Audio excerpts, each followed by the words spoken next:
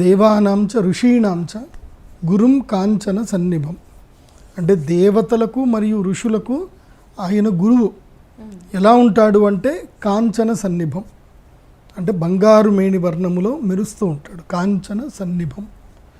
వందనీయం త్రిలోకేశం, అంటే 3 లోకాలకు కూడా ఆయన గురువు. వందనీయం తం నమామి బృహస్పతి. ఆ బృహస్పతి గ్రహానికి నమస్కారం. బృహస్పతి గ్రహము అదృష్ట యోగప్రదమైనటువంటి గ్రహము.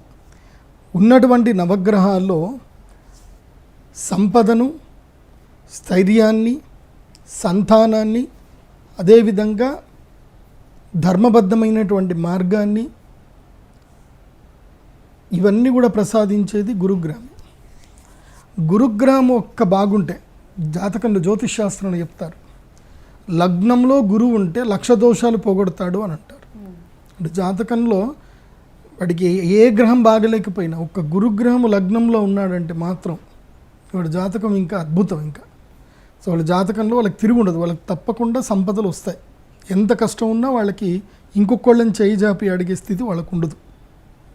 అలాంటిది గురుగ్రహం.